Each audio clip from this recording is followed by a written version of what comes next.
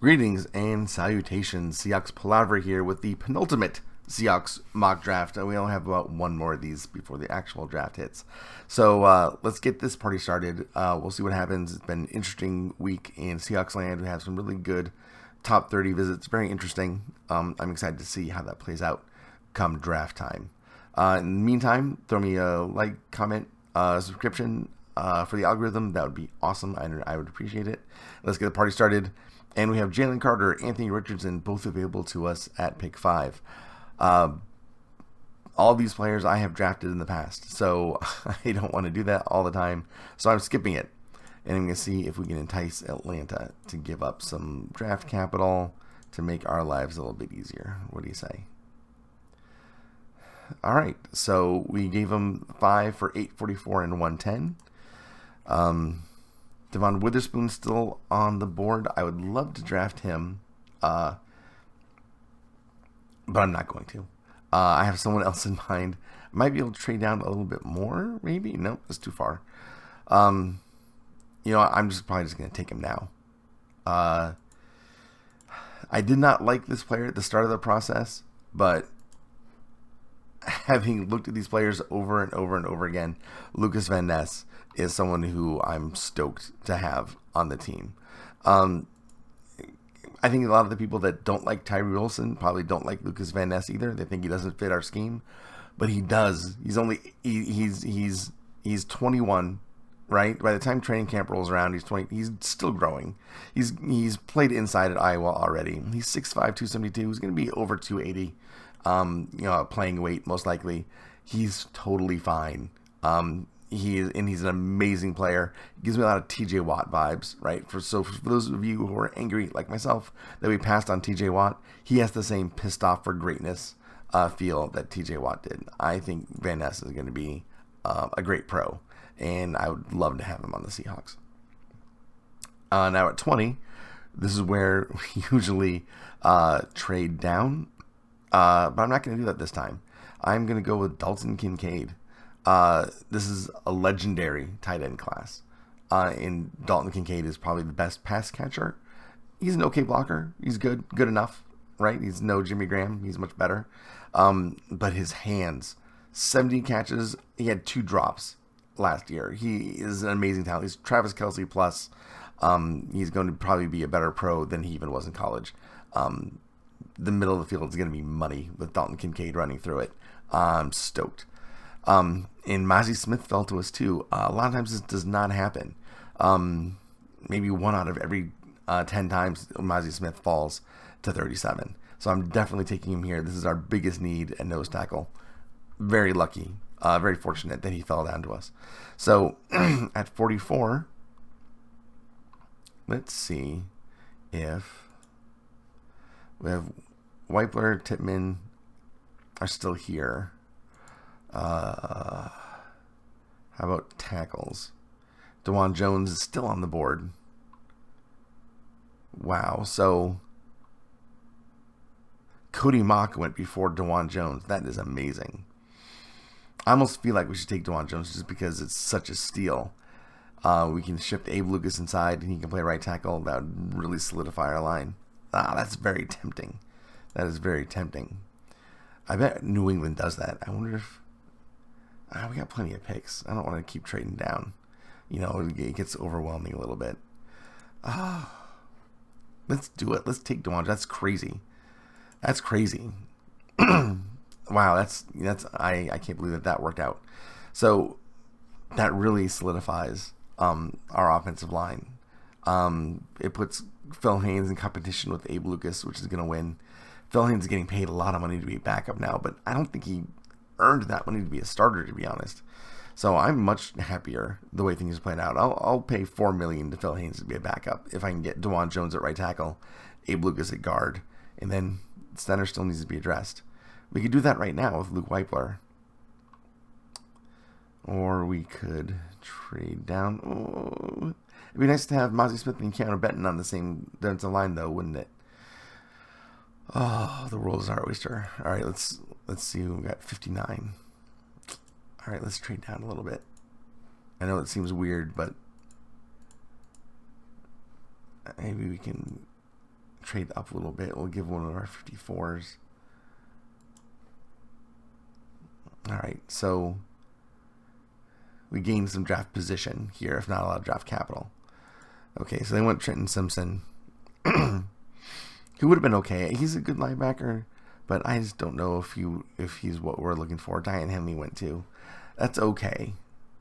That's okay. So we have 59.83. So at 59, let's go Zach Charbonnet, another curveball. Dual threat running back. We lost Travis Homer and Rashad Penny. I think that really shores up our running game. We really rely on it. We only have one really good running back, right? I mean, DJ Dallas is okay, but Kenneth Walker is our moneymaker. So now we have a solid number 2 that is also a pass-catching threat.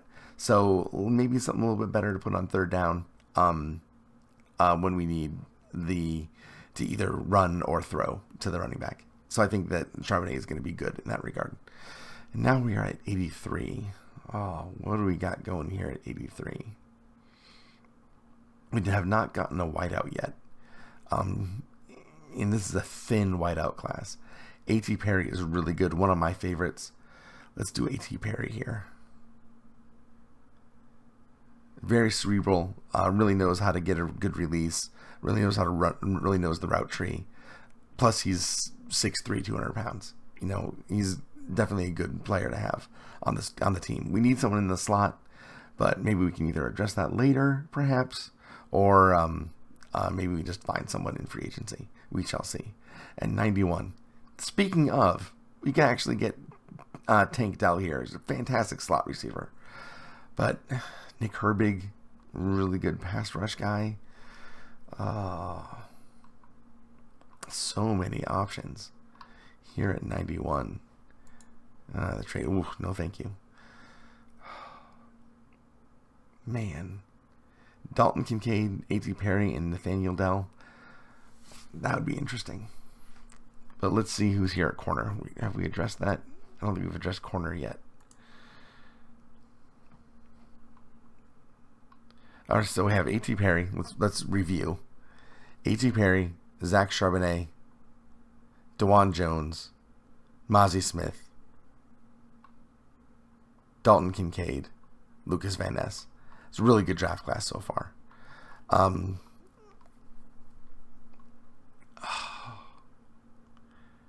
lot of good corners here.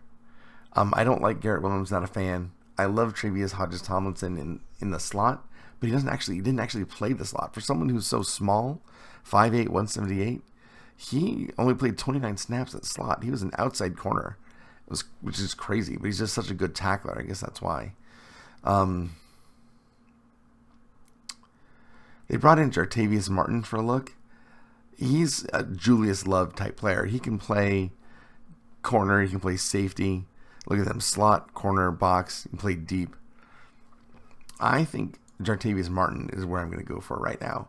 I know Darius Rush I drafted last time, or two drafts ago. He's actually a really solid corner. But I think Jartavius Martin, he's like Julian Love version 2.0. I think he would be great as far as flexibility and depth goes, because he can kind of play anywhere. He can literally play deep safety, up to slot, to outside corner. Let's go Jartavius Martin. Now at 110, oh my gosh, Nick Herbig's still on the board. That's insane. That's insane. Why is Nick Herbig still on the board? Oh, he's really good. Doesn't really have a position, I guess that's why.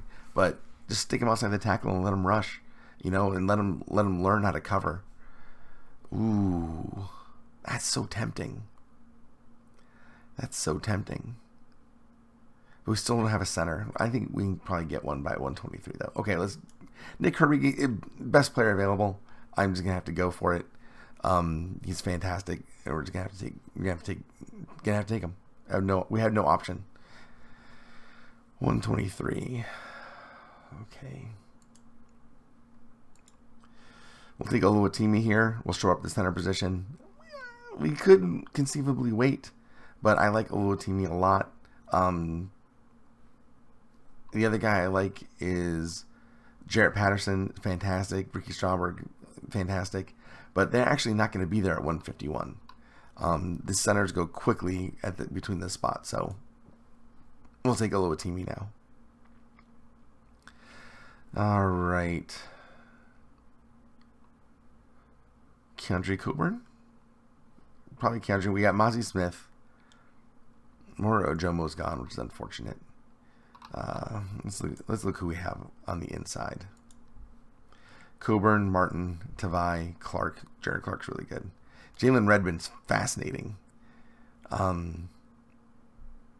He was like a 5-star recruit as like a tight end or something, but now he's 291-pound defensive tackle. He doesn't really know how to play yet, but the potential is just tantalizing. All right, well, let's go up to end. Maybe they have a big end that can play in the middle, like a Carl Brooks or someone. I'm sure he's not here now, but Fajoko, Ramirez. No, these are all little guys, except for Fajoko. Fajoko's like a Lucas Van Ness size player. And Jamont Jones. But look at this, 50 hurries. In good run defense grade too. He's totally underrated. Let's add him to our stash of defensive linemen because we really need a lot more defensive linemen. Because we started out the day with like 2. All right. Speaking of, Jose Ramirez would be really good too. Although I think that's pushing it. Too many pass rushers. Let's go. Let's look at who's left on whiteout. Bryce Ford Wheaton is good size. Let's see here. Antoine Green is really good. Mitchell Tinsley, opposite Parker Washington at Penn State, completely overlooked. I think we'd probably be okay with what we have now. All right, let's... Man, 2 more picks. It's either Starling Thomas. Let's do Starling Thomas. I think he's a great ball hawk, good size for corner. Can give us some depth. We did lose a lot of corners in free agency, and now here we can go. Marte Mapu was taken. Oh, that's so irritating. I would have liked to have taken Marte Mapu, but Steelers got to him. Okay, so let's see what we have here. We can take another whiteout. Jadakiss Bonds would be interesting, but I'd like to take someone in the slot. Antoine Green would be good. Tavai is good. Slade is good.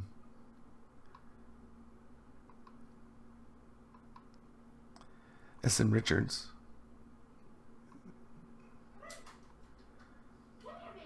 All right. Well, Derek Parrish. That's who we're going. That's who we're getting. We're getting Derek Parrish. Derek Parrish is a freak of a pass rusher. I almost forgot about him, but there we go. So our draft class: Van Ness and Kincaid in round 1, Mozzie Smith and DeJuan Jones, and Zach Charbonnet in round 2, A.T. Perry, Jartavius Martin in round 3, Nick Herbig pass rushing in round 4, Olusegun Oluwatimi competing with Evan Brown at center, Vlammi Fajoko adding more depth and pass rush ability and everything. He's a great player in round 5. And finishing out with Starling Thomas and Derek Parrish. This is a good draft class. I am pleased. Let's see. Van Ness, Smith, Fajoko.